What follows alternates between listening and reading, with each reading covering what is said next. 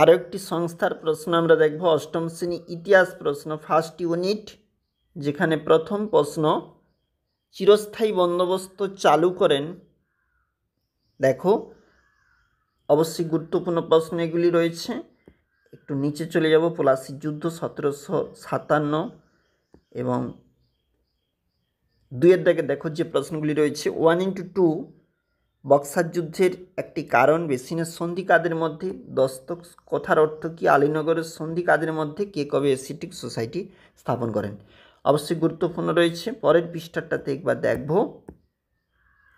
3-এর দাগে সত্যবিলোপ নীতি, পলাশী লুণ্ঠন, দ্বৈত শাসনের ফলাফল, এগুলি 1x2 রয়েছে প্রশ্নের মার্ক। পরেরটা ভিভিআই রয়েছে, ফারুক সিয়রের ফরমান অবশ্যই গুরুত্বপূর্ণ। সিরাজের সঙ্গে ইস্ট ইন্ডিয়া কোম্পানির বিরোধের কারণ দেখবে। 1:3 রয়েছে একটি প্রশ্ন, 3 নাম্বার। এখানে